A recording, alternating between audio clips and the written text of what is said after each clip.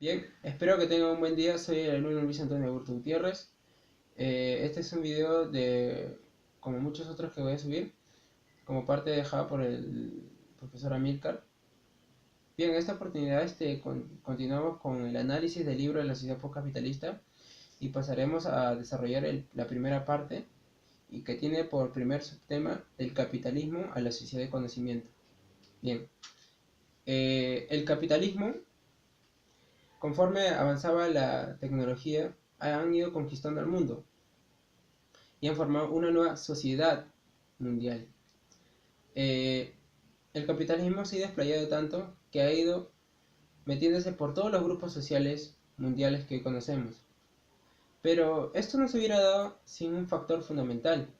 ¿Pero cuál es este factor fundamental? El cambio radical del significado del conocimiento.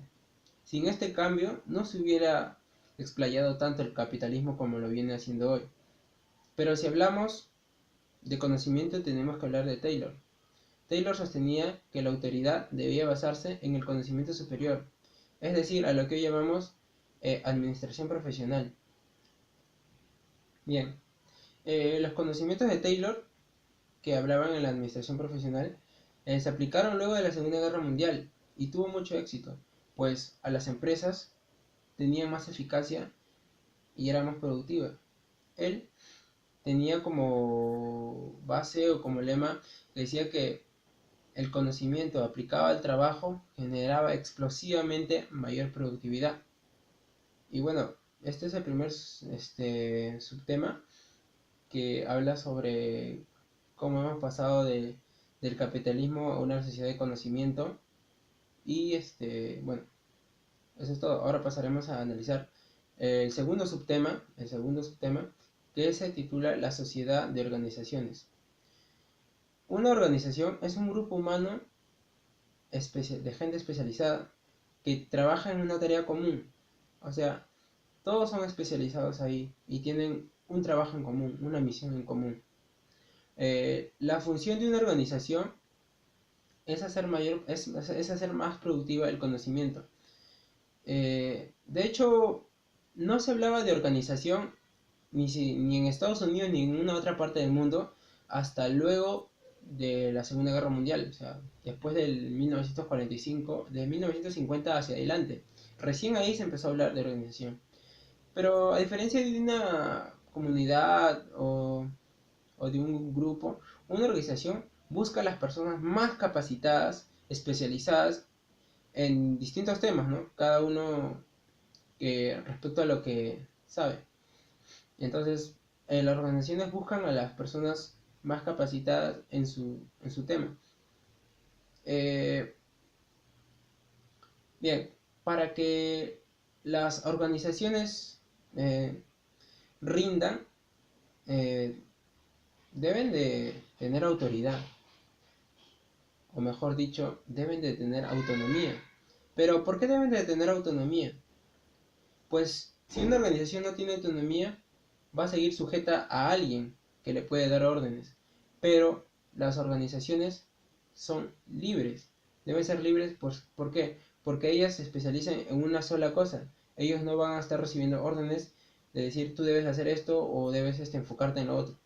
¿Me entiendes? Por algo dice que siempre son especializadas. O sea, se especializan en una tarea común y no necesita que le digan que tú debes hacer lo otro o aquello. Es por eso que se necesitan autonomía.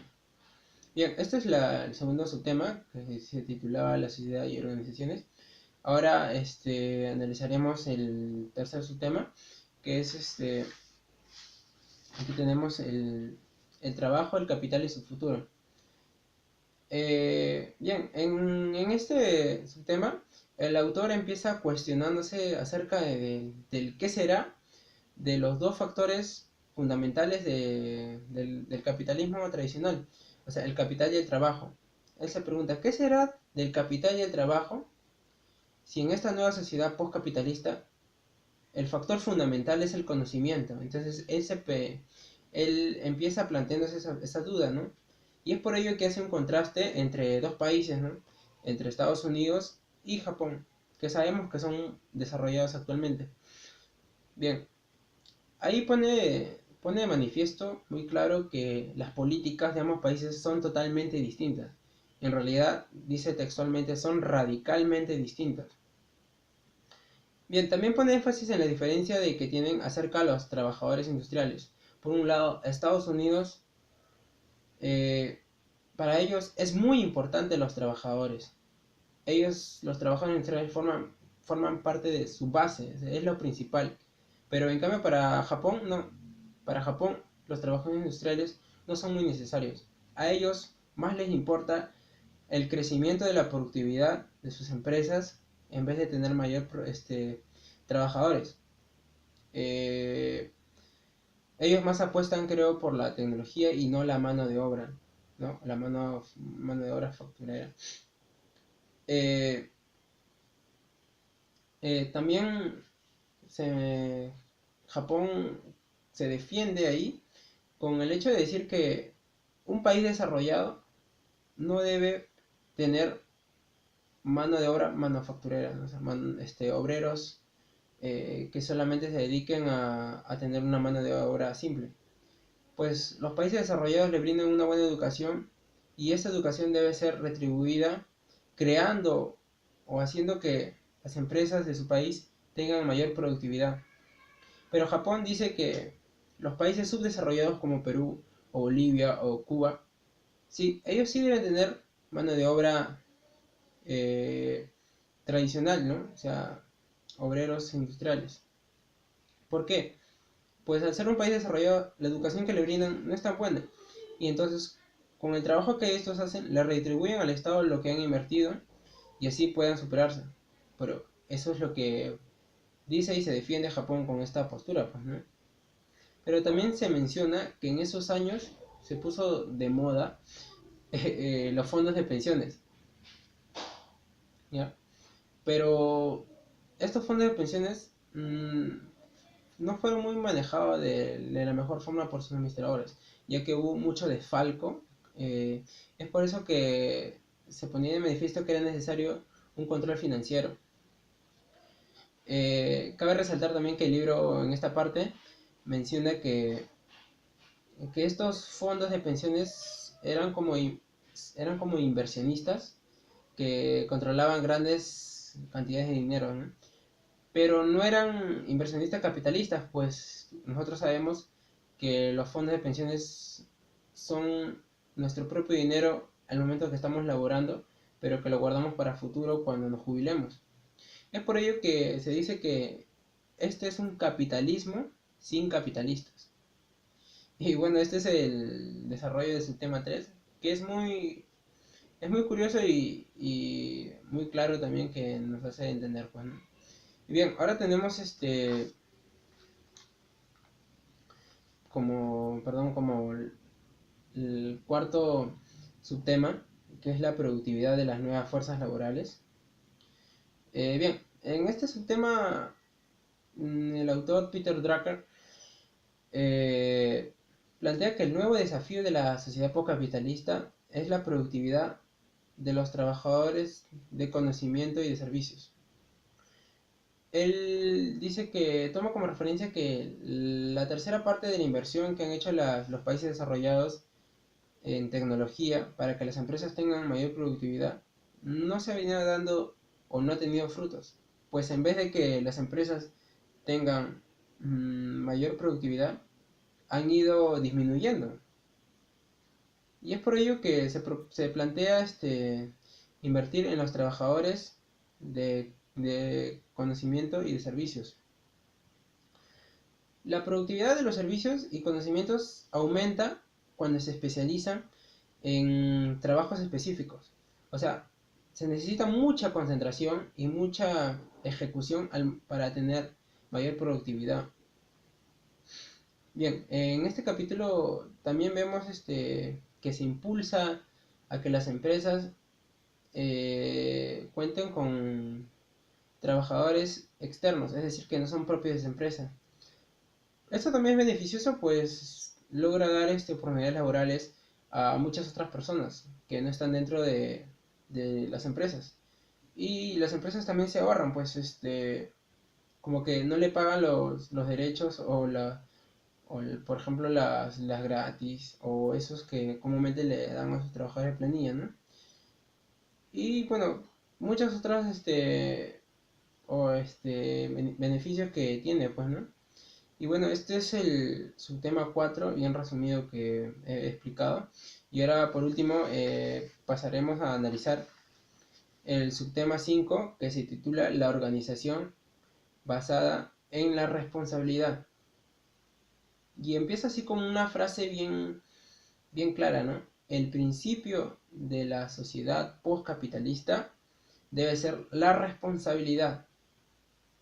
Las empresas, las organizaciones deben estructurarse internamente en base a la responsabilidad interna como empresa, más no como el mando o el control que muchas veces se ve, ¿no? Actualmente en el Perú y en el mundo. Eh, Ahí en el libro habla de John Lewis, que es un hombre muy influyente en los Estados Unidos en el siglo XX.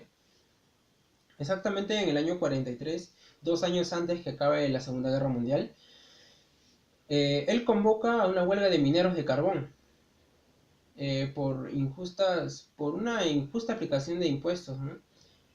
Y en ese entonces estaba Franklin Roosevelt como presidente de los Estados Unidos y y, y él hace una huelga, ¿no? Y Franklin Roosevelt le ruega que calme esa huelga y que piensen en el interés nacional. Pero él le dice al presidente, a ti te pagan, al presidente le pagan por velar por los intereses nacionales y por parar la huelga. Pero a mí me pagan por defender los intereses de los mineros. Pero con esto, ¿a qué queremos llegar con esta pequeña frase o fragmento citado? Eh, con esto, John Lewis quiere decir que cada organización o cada institución debe ser egocéntrica colectivamente. Deben sentirse importantes con lo que hacen. Es decir, el colegio o los centros de estudio en general deben de sentirse importantes porque educar a los niños es fundamental. O sea, a los futuros ciudadanos es fundamental educarlos desde muy pequeños y que tengan una buena educación. Al igual que los hospitales deben sentirse valiosos al estar curando y previniendo las enfermedades en nuestra sociedad. Y bueno, cada organización tiene que ser responsable en su impacto ante la sociedad. Y bueno, yo creo que en esta primera parte ya termina de explicar los 5 subtemas. Podemos sacar como conclusión que el capitalismo ha venido avanzando conjuntamente al mismo ritmo galopante el avance de la tecnología y vemos cómo viene cambiando la sociedad, ¿no? Y vienen cambiando muchas veces las definiciones que tenemos antiguas y vemos cómo se está todo estructurando en una sola sociedad mundial, ya no por sectores, ahora todos somos uno solo, a lo que llamamos la globalización, pues, ¿no? Y es un tema muy interesante que espero lo hayan entendido. Y bueno, eso sería todo. Gracias.